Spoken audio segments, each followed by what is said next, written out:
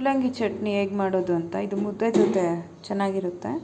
ಚಿಕ್ಕದು 2 ಮೂಲಂಗಿ ತೊಗೊಂಡಿದ್ದೀನಿ. ಸ್ವಲ್ಪ ಹುಣಸೆ ಹಣ್ಣು, ಸ್ವಲ್ಪ ಕೊತ್ತಂಬರಿ, ಚೂರು ಕರಿಬೇವು, ಒಂದು ಖಾರಕ್ಕೆ ಎಷ್ಟು ಬೇಕೋ ಅಷ್ಟು, ಒಂದು ಚಿಕ್ಕದು ಹಸಿಮೆಣ್ಸಿನ್ಕಾಯಿ.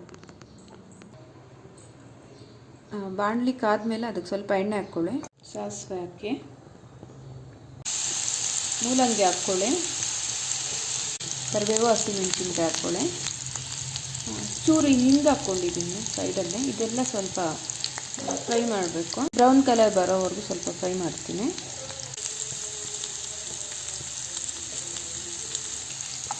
ಇದಕ್ಕೆ ಹುಣಸೆ ಹಣ್ಣು ಹಾಕ್ಕೊತೀನಿ.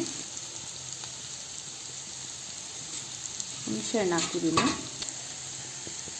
ಚೂರು ಅರಿಶಿನ ಪುಡಿ ಹಾಕ್ತಾಯಿದ್ದೀನಿ.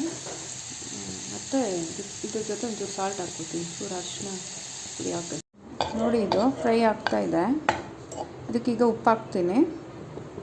ಚೂರು ನೋಡ್ಕೊಂಡು ಹಾಕ್ಕೊಳ್ಳಿ ಉಪ್ಪು. ಇದಕ್ಕೆ ಸ್ವಲ್ಪ ಹಾಕ್ತಾಯಿದ್ದೀನಿ.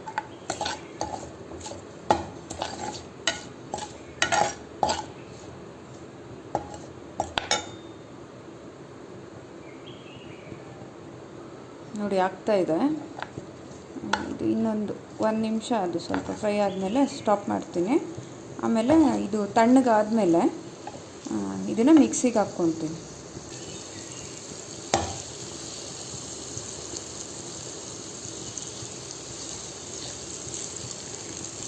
ನೋಡ್ಬೋದು ಚೆನ್ನಾಗಿ ಫ್ರೈ ಆಗಿದೆ ಮೂಲಂಗಿ.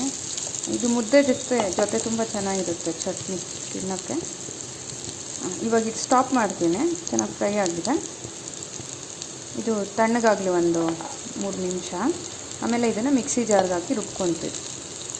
ಇದರಲ್ಲಿ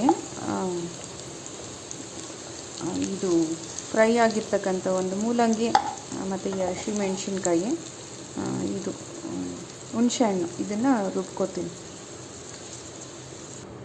ಈಗ ಮಿಕ್ಸಿ ಜಾರ್ಗೆ ಹಾಕಿದ್ದೀನಿ. ಅದು ಸ್ವಲ್ಪ ಕೂಲ್ ಆಗಲಿ, ಆಮೇಲೆ ರುಬ್ತೀನಿ. ಇವಾಗ ಅಷ್ಟೊತ್ತಿಗೆ ಈ ಎಣ್ಣೆ ಉಳಿದಿದೆಯಲ್ಲ, ಇದು ನೋಡ್ಬೋದು. ಅದಕ್ಕೆ ನಾನೀಗ ಸ್ವಲ್ಪ ಉದ್ದಿನಕಾಳು ಹಾಕಿ ರೆಡಿ ಮಾಡಿ ಇಟ್ಕೊತೀನಿ. ಆಮೇಲೆ ರುಬ್ಬಿದ ತಕ್ಷಣ ಡೈರೆಕ್ಟ್ ಮಿಕ್ಸ್ ಮಾಡೋದಷ್ಟೇ. ಚೂರು ಕೊತ್ತಂಬರಿನೂ ಹಾಕ್ಕೊಂಡು ರುಬ್ಕೊತೀನಿ. ನೋಡಿ, ಅದು ಉಳಿದಿರೋ ಎಣ್ಣೆಗೆ ನಾನು ಉದ್ದಿನಕಾಳು ಸ್ವಲ್ಪ ಆಯಿಲಲ್ಲಿ ಫ್ರೈ ಮಾಡ್ಕೊತೀನಿ.